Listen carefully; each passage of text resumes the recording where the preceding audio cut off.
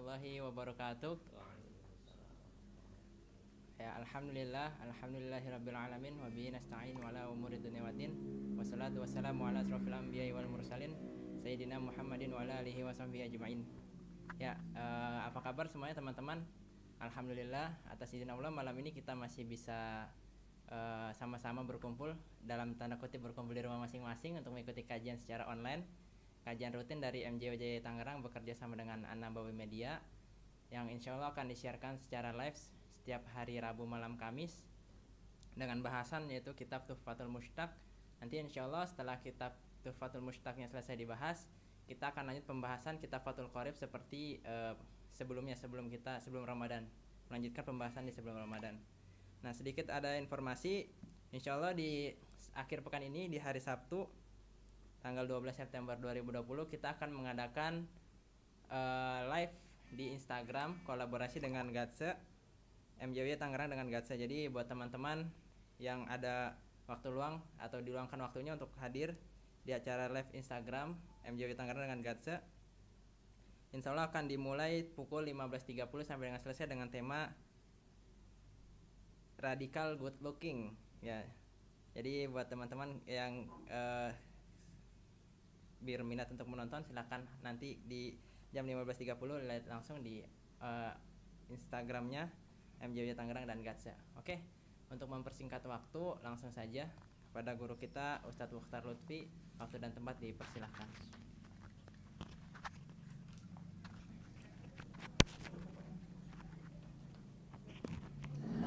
Assalamualaikum warahmatullahi wabarakatuh. Alhamdulillah wassalatu wassalamu ala rasulillah la hawla wa la quwata illa billah amma ba'du. Ikhwas sekalian yang dirahmati Allah subhanahu wa ta'ala, puji syukur kita panjatkan kehadirat Allah. Salawat juga salam kita sampaikan kepada baginda Rasulullah Nabi Muhammad sallallahu alaihi wasallam. Mohon maaf ini mulainya agak telat, yang harusnya pukul 20.00 atau jam 8 malam ada halangan sedikit. Tadi sempat istirahat sebentar, tapi insya Allah tidak mengurangi keberkahan. Kita melanjutkan hadis dari kitab Tuhfatul Mushtaq.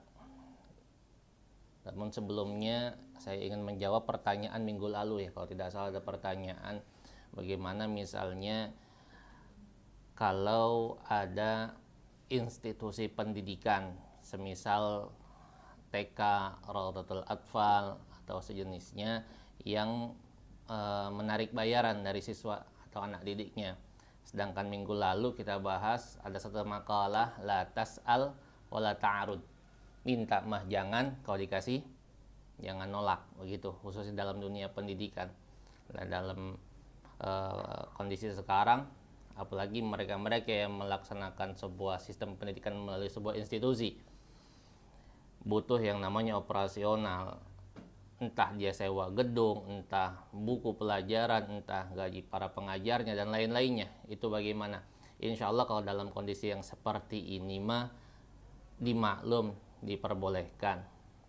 Karena dari sisi si pelajar, dari sisi penuntut ilmu, ada makalah dari Sayyidina Ali bin Abi Thalib radhiyallahu anhu kalau tidak salah, ala la yanalul ilma illa bisittatin. Ketahuilah, nggak bakalan kita dapat ilmu kecuali ada 6 hal. 6 hal yang harus dipersiapkan supaya ilmu gampang kita raih.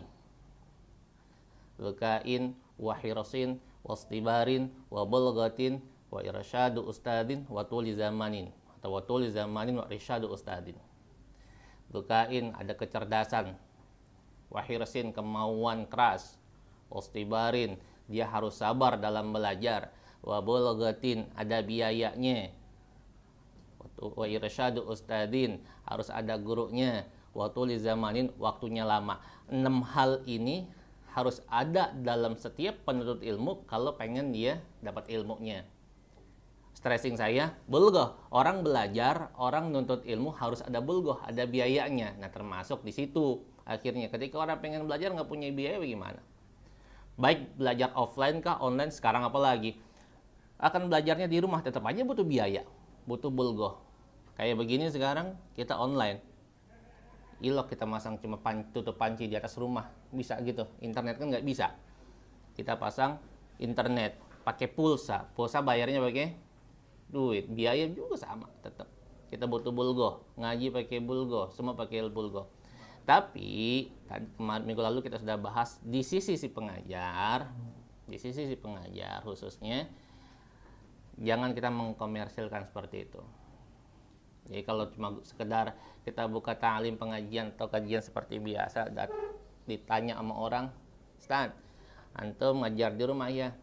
Ustaznya langsung jawab, boleh, tapi antum mau siap bayar Anda berapa? Jangan dah tuh. Jangan ya, jangan seperti itu. Keikhlasannya berkurang. Kalau ketika keikhlasannya berkurang, ilmu yang disampaikan belum tentu sampai. Berat untuk sampainya. Tapi jangan juga ada lelucon, ini ada lelucon dari kalangan para ustaz, lelucon doang. Jangan diikutin. Sebetulnya mah para kiai, para ustaz dia cara mah ikhlas banget dari rumah awalnya. Tapi yang merusak keikhlasan siapa? Panitia. Gara-gara amplopnya kecil. Pas dia buka sedikit langsung rusak dia punya ikhlas. Yang bikin rusak keikhlasan aneh ente, bukan aneh, dia kata gitu. Itu mah bercandaan orang, jangan diikutin. Oke, cukup itu pertanyaan cuma 1 minggu lalu. Nanti kalau ada lagi kita akan bahas minggu depan insyaallah. Kita lanjut hadis yang ke-16. Al-haditsu sadis asyara. Hadis yang ke-16 al-qanaah, tentang qanaah. Apa sih qanaah? Qanaah itu merasa cukup terhadap apa yang telah diberikan oleh Allah Subhanahu wa taala.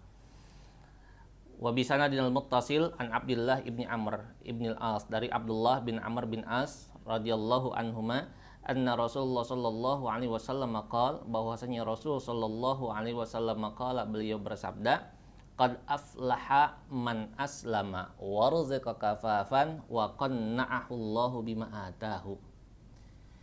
Sungguh beruntung orang yang aslam. Ada yang mengartikan para ulama aslama itu dia memasrahkan dirinya kepada Allah Subhanahu wa taala. Kemudian wa ruziqa kafafan, dia diberi rezeki yang cukup. Wa qanna'ahu Allah bima atahu, dan Allah berikan sifat qanaah terhadap dia dari apa yang telah Allah berikan. Beruntung orang yang Islam atau orang yang memasrahkan dirinya, karena dalam riwayat yang lain kalau tidak salah di kitab Sunan Ahmad Ibn Hanbal redaksi hadisnya, qad aflaha man amana billah.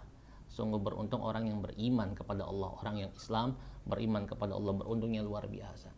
Karena banyak orang-orang di luar sana yang belum mendapatkan hidayah, belum Islam.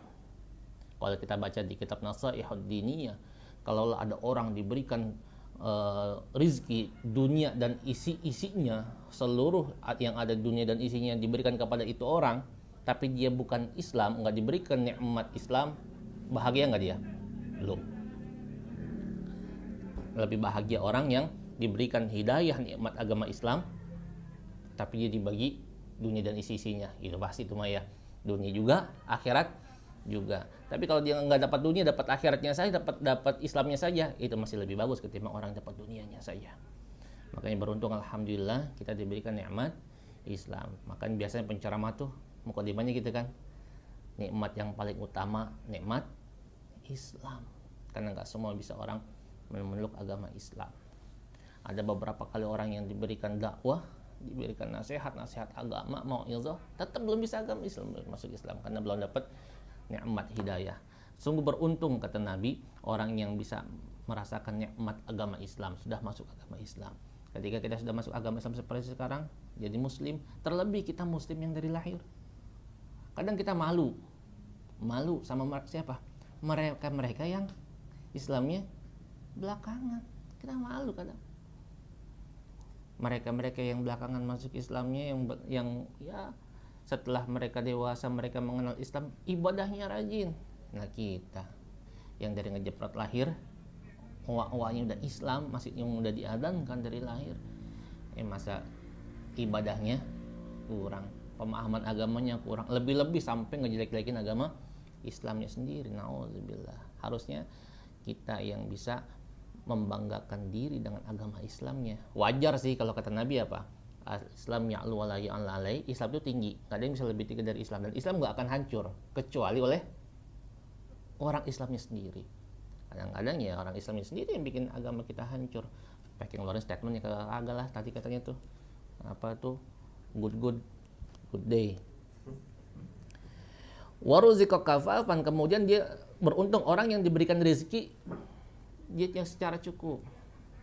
Dicukupkan dari rezekinya, beruntung. Kalau kita minta rezeki mah jangan banyak-banyak.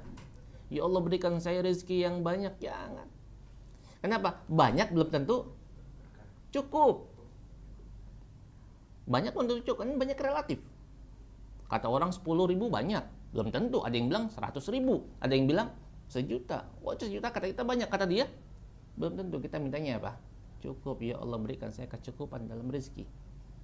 Allahumma kfini bihalalika, ya Allah cukupkan saya rezeki saya dengan hal-hal yang halal darimu. Kita mintanya cukup. Mau nikah cukup, ya Reza ya, Yarka. Mau pergi haji cukup. Mau beli rumah cukup. Mau pergi haji lagi cukup. Mau kawin lagi cukup. Yang kita minta cukup. Minta cukup dan minta, kalau minta rezeki itu kita minta rezeki, ya Allah jadikan saya orang yang cukup rezekinya dan bisa mengeluarkan zakat setiap tahun, lebih-lebih bisa berangkat haji setiap tahun. Kita mintanya itu. Guru saya ngajarin jangan minta jadi orang kaya, minta jadi orang yang selalu ngeluarin zakat. Kenapa? Karena kalau orang kaya dia ngeluarin zakat nggak? Belum tentu. Tapi kalau orang yang ngeluarin zakat pasti kaya nggak? Kaya, karena kan di antara syarat zakat dia harus nisab, punya hartanya sudah sesuai dengan ketentuan. Kita minta jangan minta orang kaya. Orang yang diberikan rezekinya cukup oleh Allah itu orang yang beruntung, kata Nabi. Wa qanna'ahu Allah bima atahu, dan dia qanaah, diberikan nikmat qanaah, dia merasa cukup terhadap apa yang diberikan oleh Allah. Gimana sih tadi katanya rezekinya cukup kemudian dia merasa cukup? Iya, dua-duanya nikmat dari Allah. Rezeki dari Allah mempunyai sifat qanaah juga rezeki dari Allah. Karena pada hakikatnya Allah ngasih kita rezeki buat kita itu sudah ditakar semua. Kudunya, mestinya cukup. Makanya kita munculkan sifat qanaah. Terima apa yang Allah berikan. Termasuk ciri-ciri orang yang bertakwa, kalau kata Sayyidina Ali, ar-ridha bil qalil. Kita merasa cukup walaupun yang diberikan kepada kita adalah hal yang sedikit, lebih-lebih banyak. Kita terima. Jangan ngeluh dengan hal sepele atau hal yang sedikit yang kita terima. Ya Allah, ini musim pandemi begini, kenapa masuknya ganjil genap? Ya Allah, pendapatan saya berkurang. Ya Allah, pekerjaan, misalnya ada yang driver Grab, ya Allah kok sepi banget segala macam. Jangan mandang dari diri kita secara ekonomi lebih rendah begitu, jangan. Kita bersyukur masih dikasih rezeki sama Allah. Yang kerjanya ganjil genap masih untung ente kerja. Masih untung. Banyak orang yang langsung cut kerjanya. Masih dapat kerjaan yang penghasilan sedikit, masih alhamdulillah. Dia mah enak Ustadz, walaupun nggak kerja masih dapat sedikit. Lah saya nggak sama sekali Ustadz. Ente masih untung sehat. Ada orang udah nggak kerja, positif lagi. Ya. Katanya iya itu saya kena tulisan, Masya Allah saya kena positif. Ini masih untung OTG. Ada yang positif tapi sampai dirawat. Masih bersyukur kita terima aja. Ada yang dirawat, ya, dia pada enak OTG ini dirawat di Wisma Atlet, masih untung kita masih hidup. Masih betapa banyak orang-orang yang udah digotong masuk kuburan. Yang kadang di kuburan dia mah enak, saya nggak bakalan dah. Yang dikuburin nggak bisa ngomong dah. Habis sampai situ, habis. Nah kalau pas di lempengan itu keluarganya, ya lempengan situ keluarganya masih alhamdulillah, berarti Allah masih sayang sama dia. Karena tidaklah Allah menimpakan musibah kepada satu kaum, pada orang mukmin khususnya, melainkan Allah akan angkat derajatnya atau Allah akan hapuskan dosa-dosanya. Husnuzan kita sama Allah, begitu. Enak nggak kalau begitu? Enak. Jadi kita nggak ada seuzon sama Allah Subhanahu wa Ta'ala. Kita merasa cukup aja. Jangan ngoyo-ngoyo ya, kalau kerja jangan ngoyo-ngoyo begitu. Yang kita kerja malam, kita kerja ya Allah. Yang kita kejar apa sih? Dunia. Padahal dunia dibawa mati nggak? Enggak. Dunia nggak dibawa mati. Apa yang kita cari kan paling banyak jadi apa? Bahasa kasar saya kalau lagi ngajar jadi tai. Yang kita makan jadi apa? Jadi tai, kita nggak bawa. Yang kita bawa itu yang kita sodakohin, yang kita amalkan di jalan Allah Subhanahu wa Ta'ala. Orang capek-capek kerja beli barang mewah, sofa yang bagus, beli spring bed, kasur yang bagus. Pas banjir nganyut semua. Dibawa nggak? Kagak. Dibawa yang nggak dibawa mati, dibawa air kali. Nauzubillahi min dzalik. Berarti kita nggak boleh dong nyari dunia Ustadz. Boleh. Yang bilang kagak boleh siapa? Umat Islam mesti kaya. Pernah saya katakan mungkin dalam lain kesempatan, umat Islam nggak harus miskin, umat Islam harus kaya.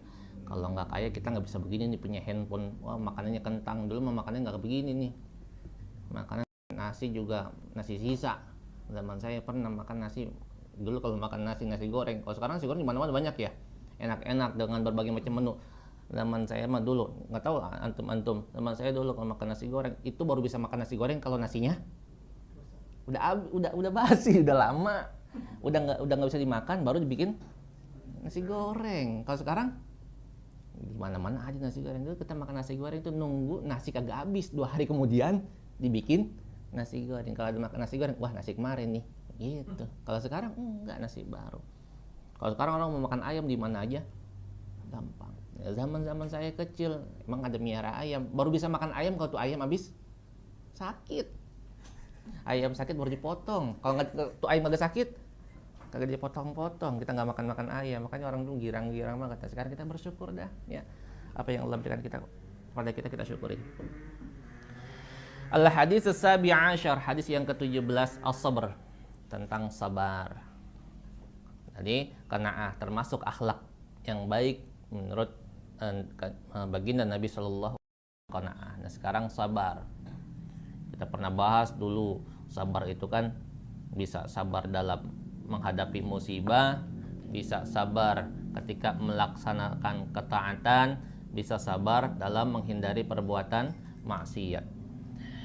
An Suhaibin radhiyallahu anhu qala Rasulullah sallallahu alaihi wasallam, ajaban li amril mu'min, inna amrahu kullahu khairan wa laysa dzaka li ahadin illa lil mu'mini in asabathu syarra'u syakara wa kana khairan lahu wa in asabathu darra'u sabara fa kana khairan lahu. Ini mohon maaf sebelumnya ikhwah, saya belum bisa kirimin PDF yang saya sudah terjemahkan. Tadi niatnya mau saya terjemahkan, nggak sempat saya, waktunya nggak kekejar. Nanti insya Allah agak-agak malaman mungkin lihat post insya Allah. Ajaban li amril mu'min, kata Nabi apa? Sungguh mengagumkan keadaan umat beriman, umat Islam. Inna amrohu kullahu khairun, seluruh perkara urusan umat Islam itu adalah sebuah kebaikan. Kagum kata Nabi tentang keadaan kita sebagai umat mukminin. Walaysa dzaka li ahadin illa lil mu'min. Hal itu enggak ada kecuali hanya ada pada orang mukmin. Apa? In asabathu syarra'u syakara. Kalau orang mukmin itu dia menerima sesuatu yang menyenangkan, syakara, dia bersyukur, bahkan khairan lahu, itu kebaikan buat dia. Wa in asabathu darra'u, kalau dia kena musibah, sabar, dia sabar, bahkan khairan lahu, itu juga kebaikan buat dia. Jadi bagus semua buat umat Islam, gak ada yang jelek. Dia dapat nikmat, dia dapat rezeki, bersyukur, itu sebuah kebaikan. Dia dapat musibah, dia sabar, itu juga kebaikan. Ada nggak yang buruk? Nggak ada. Buat umat Islam baik semua. Dapat rezeki, bersyukur. Ketika kita kaum mukminin diberikan nikmat, bersyukur, apa ganjarannya kata Allah? La in syakartum la azidannakum. Orang yang bersyukur akan ditambahkan kata Allah. Apanya? Nikmatnya. Ketika dia kufur nikmat, dia nggak bersyukur terhadap apa yang telah diberikan oleh Allah Subhanahu wa taala, inna adzabi lasyadid, sungguh siksaku teramat pedih. Oleh karenanya, apa yang Allah berikan kepada kita, kita syukuri. Dengan cara apa? Pertama, mengucapkan alhamdulillah. Kalau Allah diberikan kepada kita, Allah titipkan kepada kita rezeki yang banyak, kita syukuri alhamdulillah. Kemudian kita salurkan rezeki yang telah Allah berikan kepada kita kepada yang haknya, sabilillah. Bukan cuma sekedar kita makan, karena di dalam apa yang telah Allah berikan kepada kita melalui rezekinya itu ada hak orang lain. Salurkan kayak kemarin ya, ke Manjada Wajah, termasuk ente ada donasi-donasi juga kan ya, termasuk untuk ini sebagai lambang bersyukur kita. Masuk. Ketika orang bersedekah, itu tanda dia telah bersyukur terhadap rezeki yang telah Allah berikan kepada dia.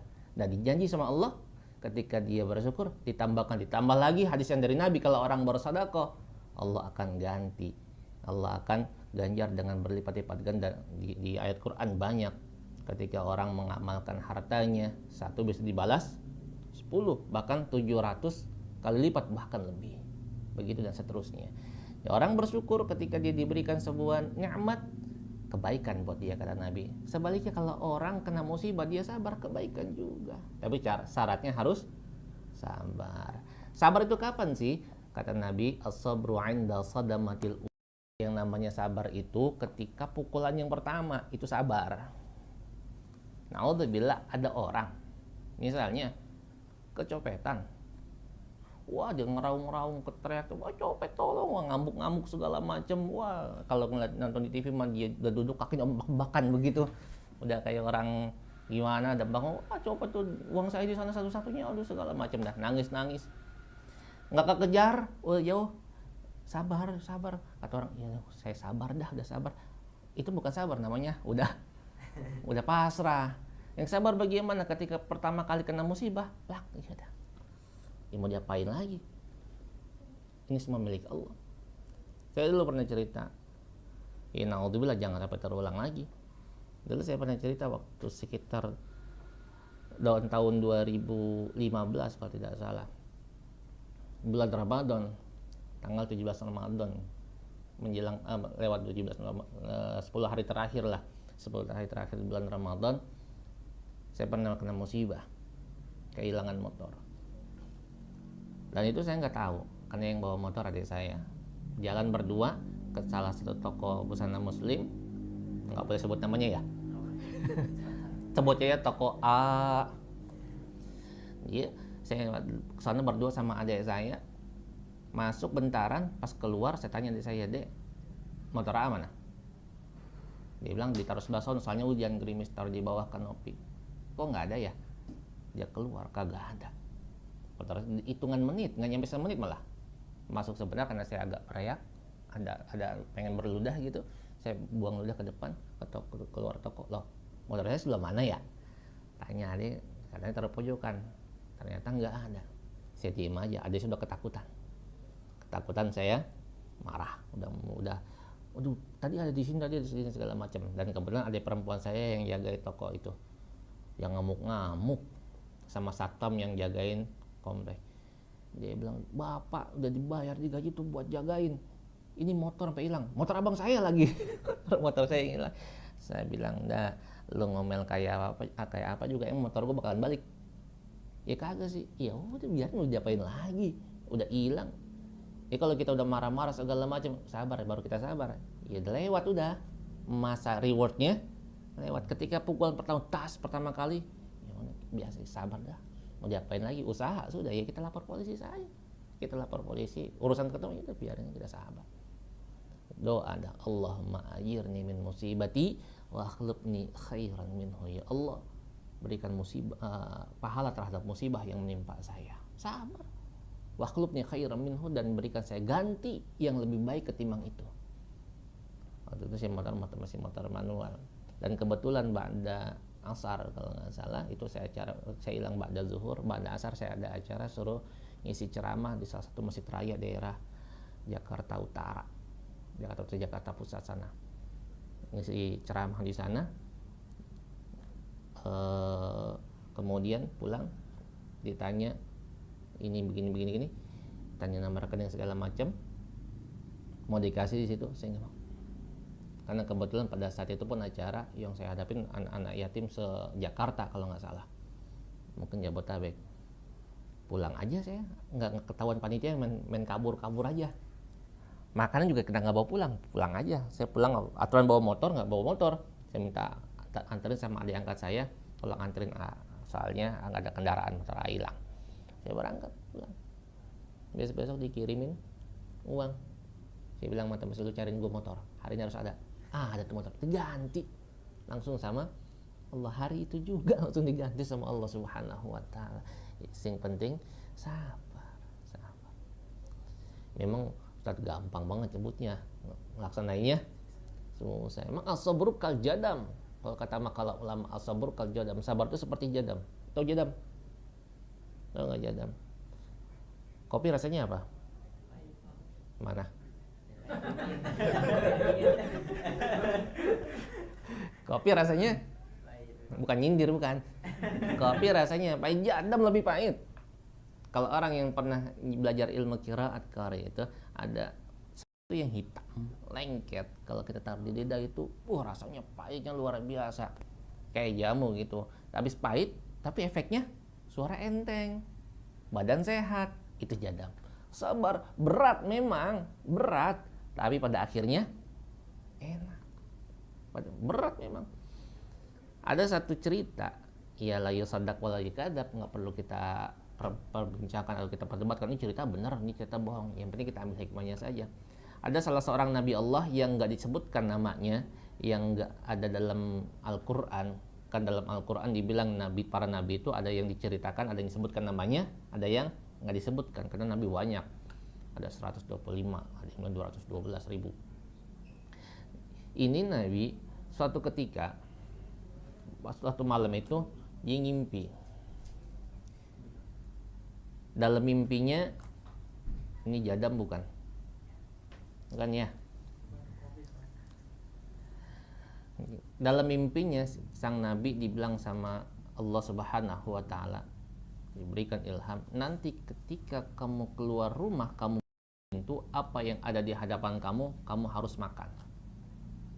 Perintah Allah seperti itu. Apa yang di hadapan kamu harus dimakan.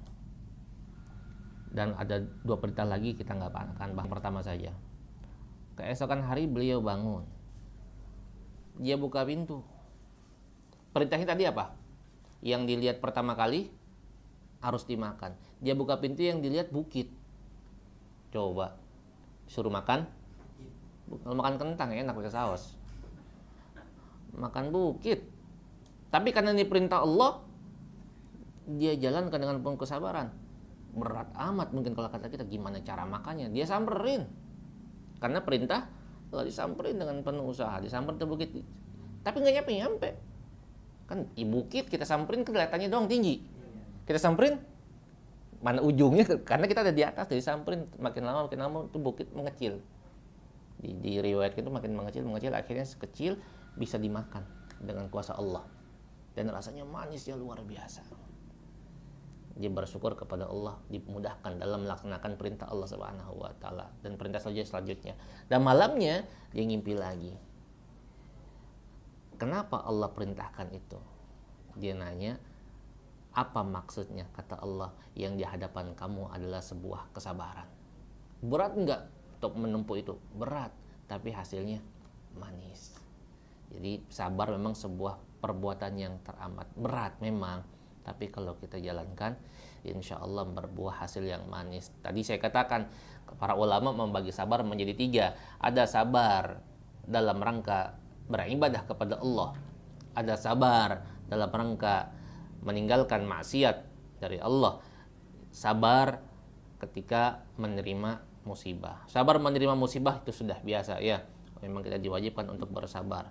Jangan sampai kita seolah-olah menolak kehendak atau takdir dari Allah Subhanahu wa taala. Nauzubillah, misalnya ada orang pulang dari jalan-jalan, kemudian ada kecelakaan, meninggal. Jangan sampai ngucapin ahli warisnya, tuh coba kalau nggak jalan-jalan, enggak meninggal. Boleh nggak ngucap begitu? Boleh nggak kita ngucap begitu? Enggak, seolah-olah dia salahkan siapa yang disalahkan jalan-jalannya. Seolah-olah dia bilang kalau nggak jalan-jalan itu nggak ngapa-ngapa. Justru itu takdirnya. Sabar ketika menerima musibah. Sabar dalam menjalankan ibadah. Ibadah butuh kesabaran nggak? Sabar. Ini kita ibadah bukan? Ibadah. Sabar nggak kita kemarin? Sabar banget. Saya baru lantungan beberapa menit tadi. Pas ada telepon bunyi, Masya Allah, untung di WA sama Sahibul Bait, Sahibul Kafe. Dia WA, lokasi terkini. Masya Allah, ngingetin dia. Saya hampir lupa. Karena Allah gerakin mata saya untuk merem sebentar. Bilang aja pulas Ustadz, iya pulas begitu. Lelah banget memang, lelah banget. Tadi siang saya ada acara, saya pulang sore, saya ada maghrib, saya bilang sama anak, saya rebahan dulu sebentar, mau istirahat supaya jangan terlalu capek. Kalau kan kondisi sekarang katanya badan kita harus fit, kalau kita agak lemah sedikit bisa bahaya. Saya istirahat sebentar. Sabar, pengen kajian kayak begini berat, tapi kita jalanin. Manfaatnya besar. Alhamdulillah gara-gara saya datang akhirnya ada kentang, ada americano. Coba di rumah tadi ada nggak? Enggak. Manis nggak nih? Insya Allah manis kalau dipakein gula. Sabarnya manis, menghasilkan sebuah hal yang manis. Karena sabar. Orang sholat subuh berat nggak? Berat. Padahal cuma berapa rakaat? 2. Allah udah sayang mau sama kita. Subuh dikasihnya berapa rakaat? 2 aja berat. Gimana 4 coba? Kalau ada yang nyeletuk, kan subuh mah kenapa 2 sih, nggak ngapa-ngapain? Giliran yang lagi kerja disuruhnya 4. Ya kita balikin, lu dikasih 2 aja kesiangan mulu, bagaimana 4? Pakai ngelut, pakai protes. Zuhur kenapa 4 ya? Karena dalam agama pakai logika. Ya, dalam agama kita karena Sayyidina Ali, dalam urusan agama kita Islam nggak semua pakai logika. Kalau pakai logika pasti ketika nyapu huf, kita belajar dulu di fikih dulu. Nyapu huf yang diusap apanya? Bawahnya. Tapi ketika kita belajar fikih apa? Atasnya kan yang diusap. Nggak masuk ke logika. Iya, jangan ditanyain kenapa diusap atasnya. Itu sholat kenapa subuh 2 rakaat ya? Giliran zuhur, asar, kita lagi kerja capek-capek suruh 4. Jangan dipikirin ya. Kalau kita jawab lebih aneh lagi, dikasih 2 aja masih susah. Gimana lebih? Berat. Kita bangun subuh, tahajud berat nggak? Kita kerjain dengan sabar, berat tuh katanya, berat banget katanya. Tapi kalau lagi ada doa, ada keperluan, kenceng nggak? Oh, bukan main. Oh, iya. Apalagi ada urusan yang harus pilih antara si 1 dengan si 2. Pilih mana? Aku atau dia gitu. Udah, katanya saya mah udah sholat minta jodoh aja. Apa sholat minta jodoh? Sholat istikharah, begitu. Kalau zaman anak sekolah begitu, sholat saya baru tahu pas zaman sekolah SMA. Ada sholat minta jodoh, ada sholat cari rezeki. Saya belajar ngaji nggak pernah nemuin tuh.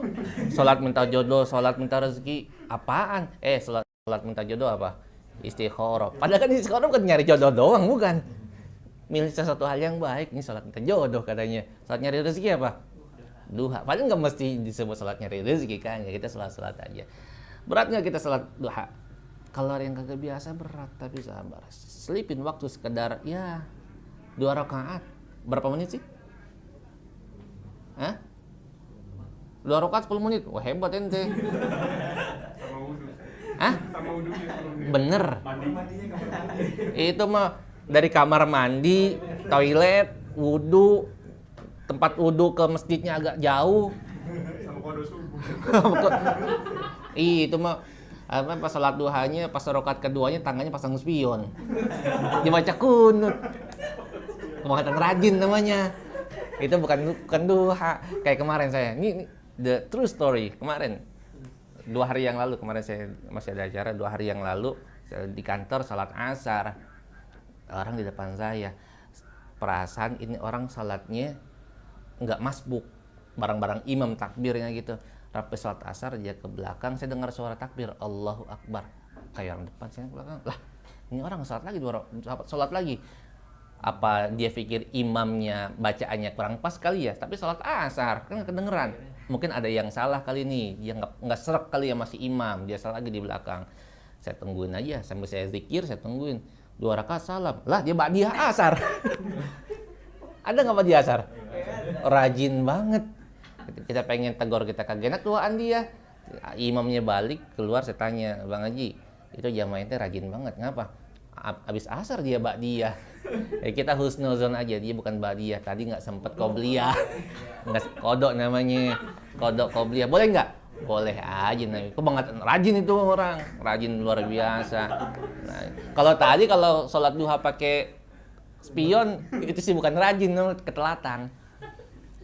Berat, memang berat luar biasa beratnya untuk menjalankan ibadah. Berat kalau kita nggak biasa. Baca Quran berat nggak? Berat. Baca WhatsApp, wah, huffatil jannah bil makari wa khuffatin syahwat, kata Nabi. Memang urusan surga mah bawaannya berat. Urusan surga bawaannya berat, tapi kalau urusan neraka, wah enak-enak aja. Kita datang ke kafe kayak begini, pengen minum kopi, pengen kumpul teman-teman, bercanda, ngobrol-ngobrol gampang. Ngumpulin orang gampang. Datang ke sana yuk, ya biasa, kongko, nongki. Datang. Kafe ngapain? Ngaji. Ngaji. Bingung orang, berat. Tapi kita laksanakan penuh kesabaran. Kita harus sabar untuk ibadah. Sabar juga dalam meninggalkan maksiat, nahi mungkar.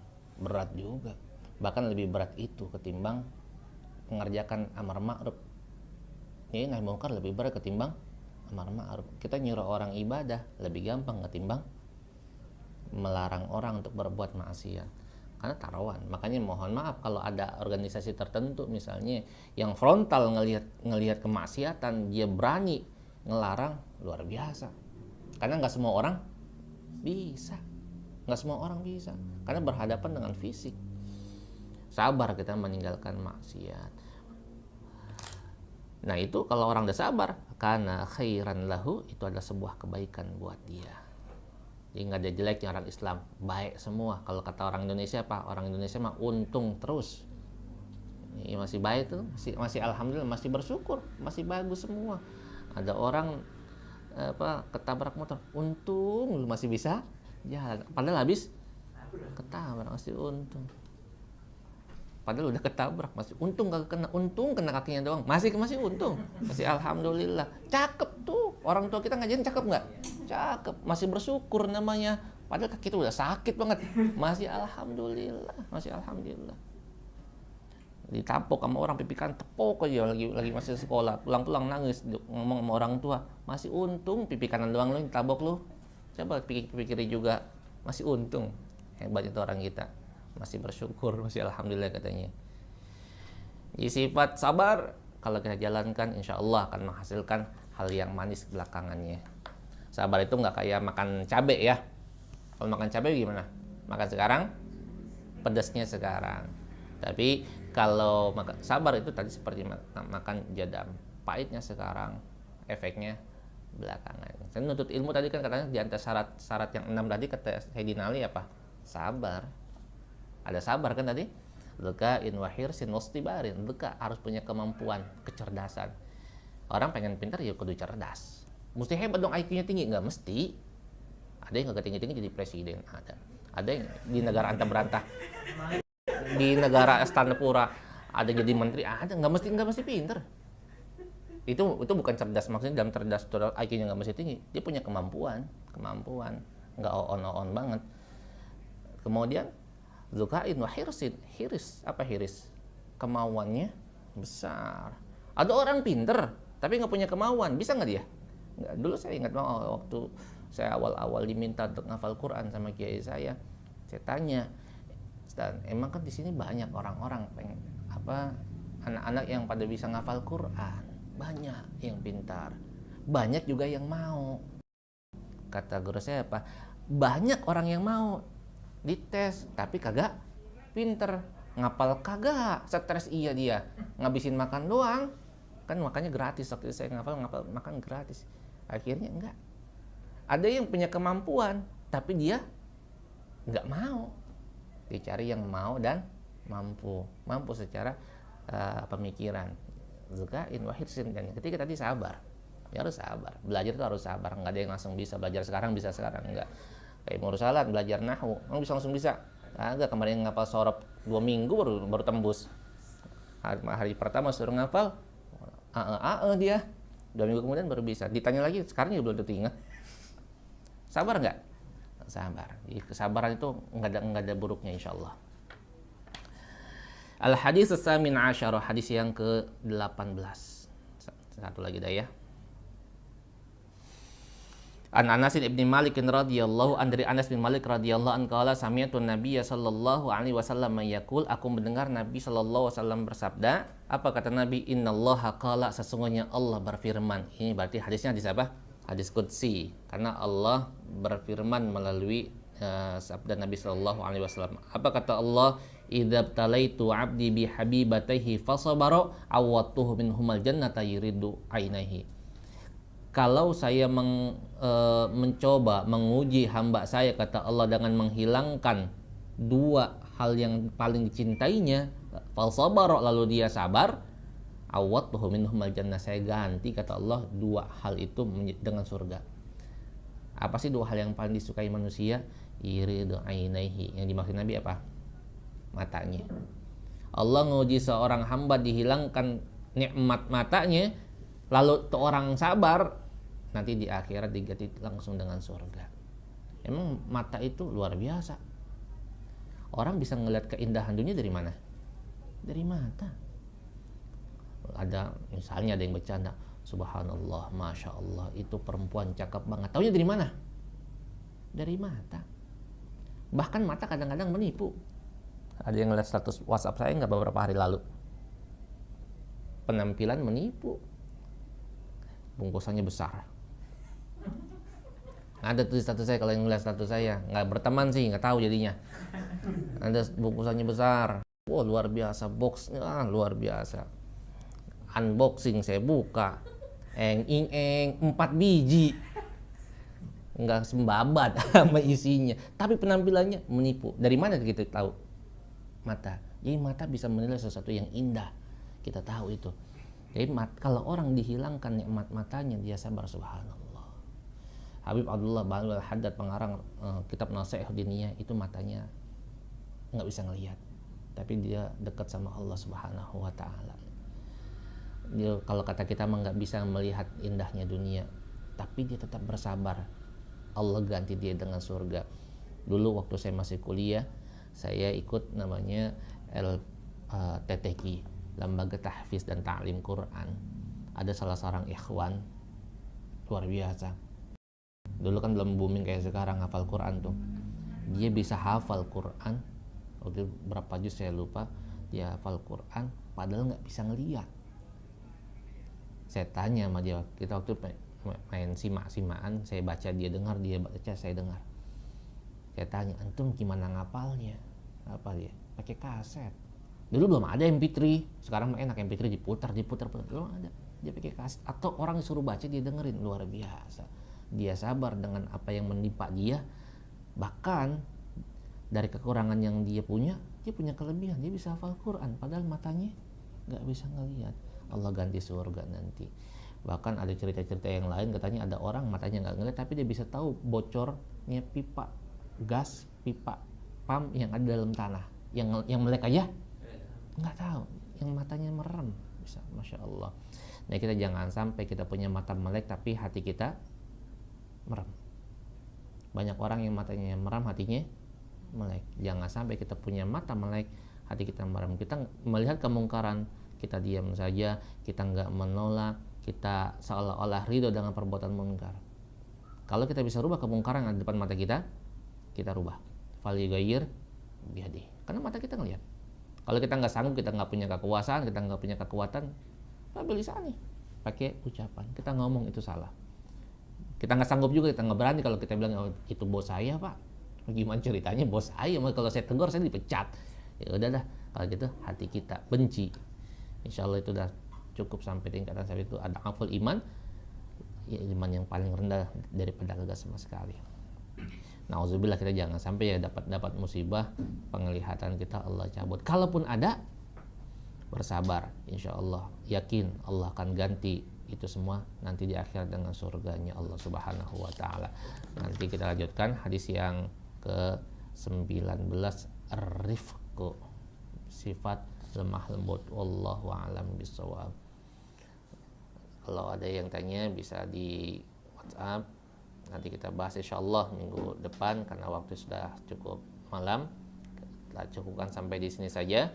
Wa sallallahu ala sayyidina Muhammadin wa ala alihi wa sahbihi wasallam. Walhamdulillahi rabbil alamin. Assalamualaikum warahmatullahi wabarakatuh.